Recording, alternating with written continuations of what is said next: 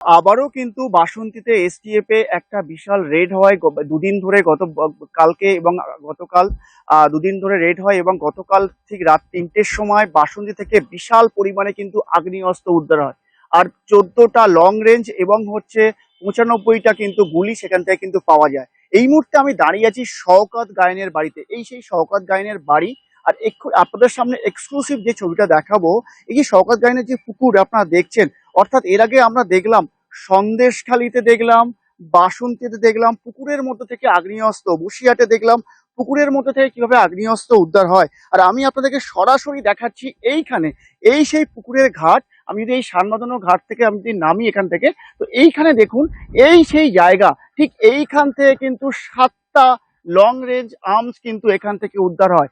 এই পুকুরের মধ্যে কিন্তু রাখা ছিল, বা যে শওকত গায়েন তার বাড়িতে এসটিএফ রাতের বেলা রেড করে এবং এই পুকুরের মধ্যে ঠিক এই জায়গা, এই একটা বড় পুকুর আপনারা দেখছেন, ঠিক এই বড় পুকুরের ঠিক এই জায়গা থেকে কিন্তু 7টা লং রেঞ্জের আর্মস এবং কিছু অ্যামিউনিশন কিন্তু তারা কিন্তু উদ্ধার করে।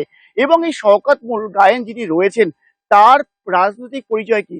এই শওকত গায়েনের ছেলে কিন্তু সরাসরি বাসন্তী পঞ্চায়েত সদস্য, তৃণমূল কংগ্রেসের কিন্তু পঞ্চায়েত সদস্য। পরিবার সূত্রে আমরা জানতে পারলাম, পরিবারের দাবি যে তাদের বাবাকে ফাঁসানো হয়েছে, তাদের কাছে কোনো আগ্নেয়াস্ত্র ছিল না। কিন্তু এসটিএফ সূত্রে আমরা যেটা জানতে পারছি, ঠিক এই জায়গা থেকে কিন্তু তারা কিন্তু রেড করে কিন্তু তারা কিন্তু 7টা আর্মস এবং হচ্ছে অ্যামিউনিশন কিন্তু উদ্ধার করেছে। টিভি9 বাংলা প্রথম আমরা কিন্তু সকালে আজকে এই খবর আমরা ব্রেক করি এবং তারপরে আমরা কিন্তু এইখানে আমরা শওকত গায়েনের বাড়িতে পৌঁছেছি।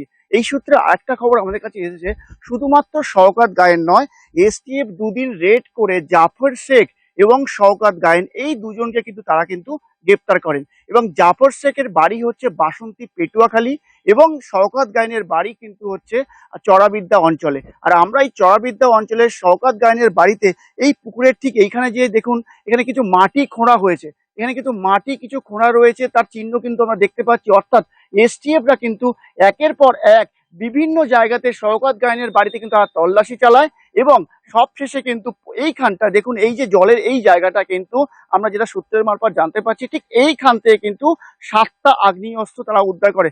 অর্থাৎ এই জায়গাটা যদি আমরা একটু বলি, দেখুন এইটা হচ্ছে ঘাট। অর্থাৎ যদি কেউ ঘাট থেকে নেমে যদি ঠিক এখানে আসে, তার মানে কি ইজিলি সে কিন্তু এখান থেকে আগ্নেয়াস্ত্র উদ্ধার করতে পারবে।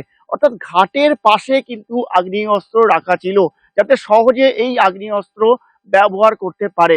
এবং এই সমস্ত আগ্নেয়াস্ত্রের সঙ্গে রমজান শেখের কিন্তু একটা কানেকশন পাওয়া যাচ্ছে। এর আগে আমরা দেখেছি বাসন্তীর চড়াবিদ্যা অঞ্চল থেকে রমজান শেখকে কিন্তু গ্রেপ্তার করা হয়। আর আজকে আমরা দেখলাম আরো দুজন বাসন্তী থেকে গ্রেপ্তার হলো। অর্থাৎ আজকে পশ্চিমবঙ্গ দিবসে বাংলা যে কার্যত গোলা বারুদের স্তূপের উপরে দাঁড়িয়েছিল, তা কিন্তু আরো একবার কিন্তু প্রমাণিত হলো এই ঘটনা থেকে।